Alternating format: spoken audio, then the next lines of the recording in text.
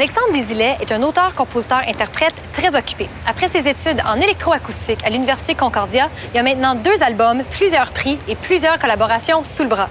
Puis son plus récent projet, 8 chansons, 8 films, 8 réalisateurs, va certainement pousser plus loin le traditionnel vidéoclip. J'ai la chance aujourd'hui de rencontrer Alexandre Desilets. C'est l'œil qui twitch tout le long de l'entrevue. C'est carrément le truc de Patrick Roy. Oui, c'est ça.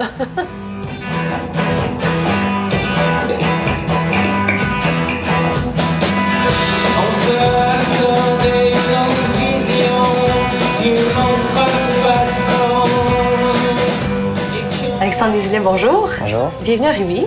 Merci. J'aimerais commencer tout de suite en parlant du projet 8 chansons, 8 films, 8 réalisateurs. Je trouve que c'est un super projet. Peux-tu nous dire un peu quel est le projet, où vous avez eu cette idée-là? En fait, on voulait, je pense, rendre la musique plus accessible, pouvoir la mettre sur le web, que les gens puissent aller écouter du moins la musique.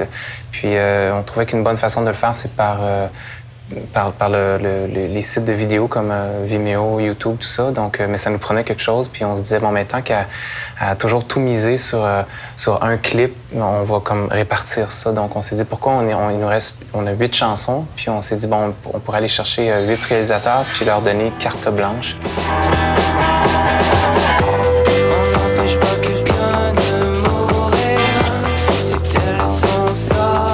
Les réalisateurs savent qu'on leur fait confiance puis on leur donne carte blanche. Puis je pense que pour un réalisateur, c'est pas tous les jours qu'on a la chance de pouvoir vraiment faire ce qu'on veut.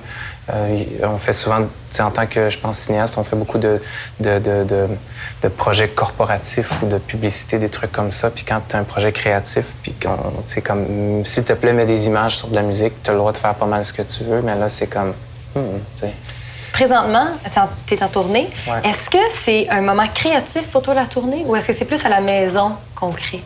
C'est tout le temps, je pense, la création. Chacun est différent, mais moi, je sais qu'au niveau de l'écriture puis des mélodies, je cherche pas nécessairement tout le temps à produire. À un moment donné, moi, j'ai besoin d'un arrêt, d'un recul pour sentir que j'apprends. C'est un peu comme le proverbe bouddhiste, faut que tu vides un peu ta tasse avant de la remplir. Dans tout ton travail, il y a une attention particulière qui est apportée au son, aux paroles, au visuel, au côté visuel de la chose. Ouais. Où est-ce que tu vas chercher l'inspiration pour tout ça? C'est dur à dire, là.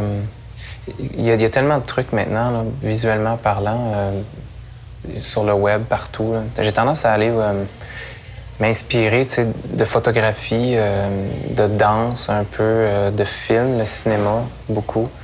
En tout genre, soit dit en passant. Puis, mais beaucoup la photo, puis le cinéma, je pense, plus.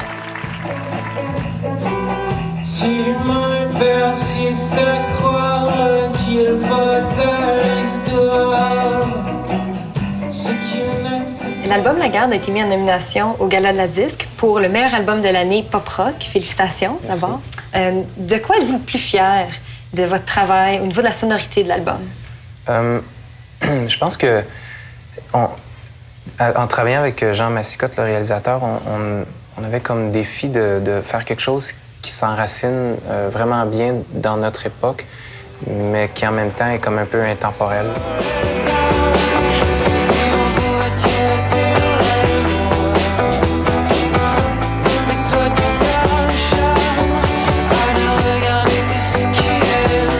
Par exemple, si je prends un album des années 80, il y a beaucoup d'albums, par exemple, qui utilisaient les mêmes outils, les mêmes instruments, puis bizarrement, tu les réécoutes 20, 30 ans plus tard, puis ça a mal vieilli, puis ça marche pas aussi bien. Puis il y en a d'autres, ayant comme produit un album à la même époque, tu réécoutes 30 ans plus tard, puis c'est comme, waouh, c'est encore super actuel. Puis c'est le défi qu'on s'était donné, d'avoir quelque chose qui est un peu intemporel. Puis je pense qu'on a réussi, à mon avis.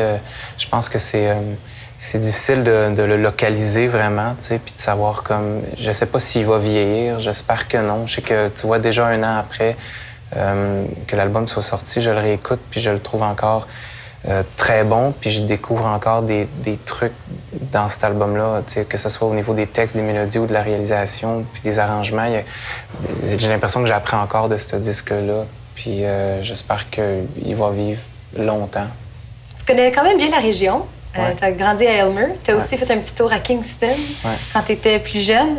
Est-ce que tu te sens chez vous, en Ontario ou dans la région de l'Outaouais? Ouais, je pense que oui. Il y a un truc que je trouve regrettable, je pense, c'est que les Québécois prennent rarement le temps de vraiment traverser puis de vraiment aller voyager en Ontario.